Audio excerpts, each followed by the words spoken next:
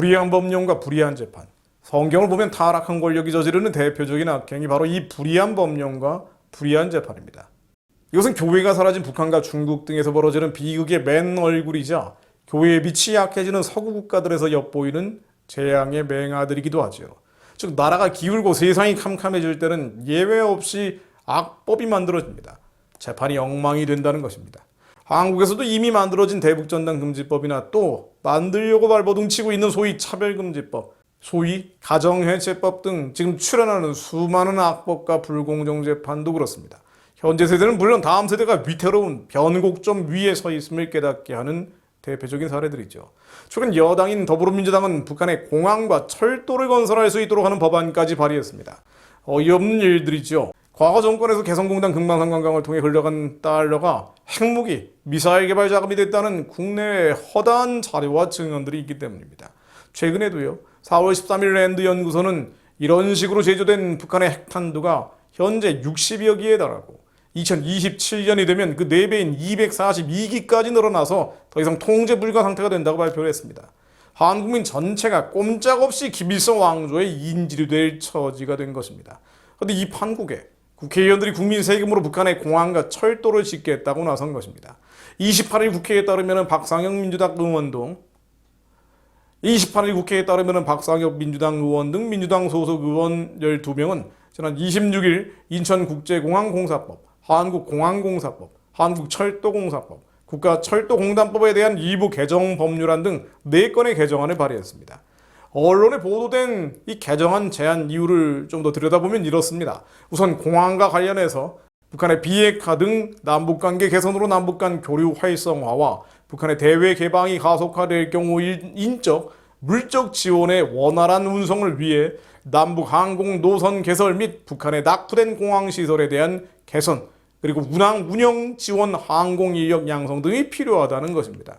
또 철도 분야에서도 남북관계가 개선되면 특히 중단된 남북철도 연결 외에도 낙후된 북한 철도의 개량, 건설 등이 가장 먼저 시행될 것으로 예상되고 있다며 문재인 대통령이 2018년 광복절 경축사를 통해서 동아시아 철도 공동체 건설 비전을 제안한 바 있다는 것이 제안의 이유입니다.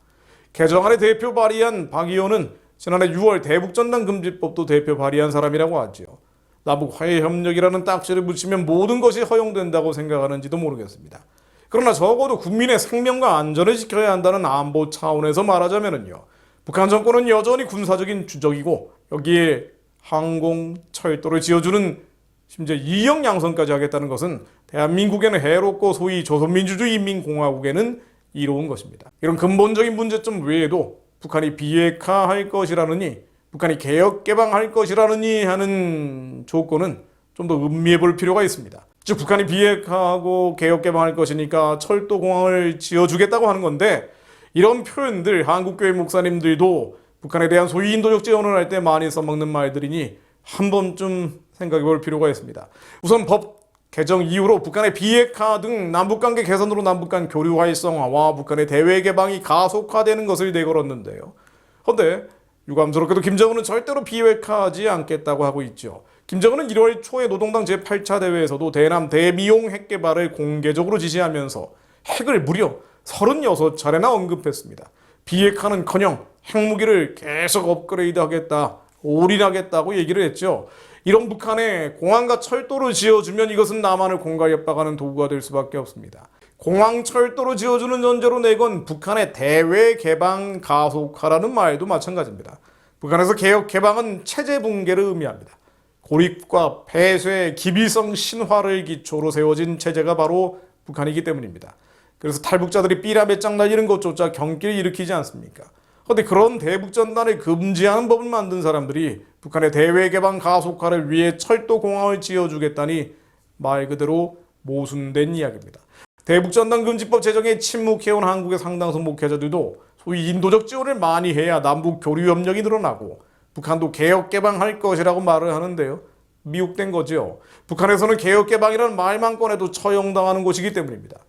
예를 들면 국가정보원 1처장을 지낸 한기범 북한연구소 석자연구위원이 2019년 펴낸 책이 있습니다. 북한의 경제개혁과 관료정치라는 제목인데요. 이 책을 보면 김정은이 집권 첫 해인 2011년 1228 담화를 통해서 과감한 경제개혁을 주문했던 내용이 나옵니다. 마치 개혁개방할 것처럼 말이죠. 그때 이런 말을 하긴 했습니다. 김정일 장례를 치른 날인 2011년 12월 28일 경제 간부들이 어떤 의견을 낸다고 자본주의 방법이라고 시비 걸지 말라는 파격적 발언을 한 것입니다. 그러나 9개월 만에 이 말을 철회하죠. 북한 체제의 본질을 이제는 알게 된 것일 것입니다. 그리고는요, 피해 숙청을 벌이면서 고문부 장성택, 이복형, 김정남까지 살해하기 시작합니다. 9.29 담화 내용을 보면은요, 중국식으로 가자고 허튼 소리 하지 마라. 또 경제개혁 주장에 대해서는 벌초할 것이 아니라 씨까지 파내서 제거하라고 합니다. 이 경제개혁, 경제개방 얘기했다가는 씨까지 파내지는 처지가 돼버린 것입니다. 2달 뒤에는 당 경제 간부들 대상으로 진행한 사상총화에서 잡소리를 계속하면 사상적 변질이나 배신으로 간주하겠다면서 실제로 중국식 개방 등의 언덕을 보이는 사람들은 씨를 말려가기 시작하죠. 그렇게 9년 동안 사람들을 죽여온 겁니다. 개혁 개방을 얘기하려고 하는 사람들은 말입니다. 이미 돌아올 수 없는 다리를 건너간 셈이지요. 그런데도요, 말로 행동으로 또 죄 없는 자들의 피 흘림을 통해서 끝없이 북한의 실체와 진실이 확인돼 왔는데도 계속 북한에 속아주고 또 속아야 한다고 말하는 자들이 너무 많은 것입니다. 예전에 운동권 출신이야 원래 그렇다고 쳐도요, 참과 거짓을 분별해줘야 될 목회자들이 마저 이런 명백한 악에 대해서 관용하고 여전히 체제 지원, 정권 지원에 불과한 인도적 지원 노래를 합니다.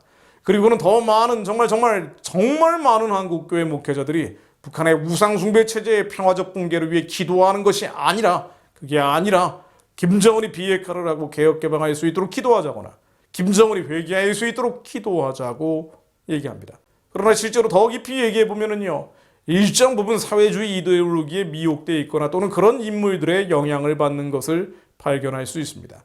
그리고는 정작 수용소에서 죽어가는 가련한 지하기독교인들, 억울하게 공개 처형당하는 동족, 형제, 자매들, 공양미 300석도 안 되는 값에 중국 땅에서 짐승처럼 팔려다니는 북한 여성들, 먹지 못해서 굶주리 당가 겨울이면 죽어가는 꽃제비 아이들의 구원과 해방을 위해서는 기도하지 않습니다.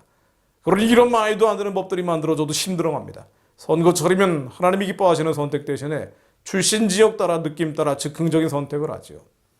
이사야 10장 1절 말씀 읽고 기도합니다. 불의한 법령을 만들며 불의한 말을 기록하며 가난한 자를 불공평하게 판결하여 가난한 내 백성의 권리를 박탈하며 과부에게 토색하고 고아의 것을 약탈하는 자는 화 있을진저. 하나님, 불의한 법령과 불공평한 판결로 가난한 자들의 권리를 빼앗는 어두운 시대입니다. 그들은 모략이 없는 민족이라 그들 중에 분별력이 없도다라는 말씀처럼 교회마저 분별력을 잃고 있음을 용서하여 주옵소서.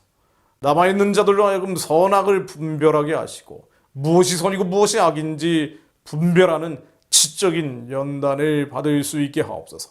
악한 세대를 본받는 것이 아니라 하나님이 선하시고 기뻐하시고 온전하신 뜻이 무엇인지 분별할 수 있게 하옵소서.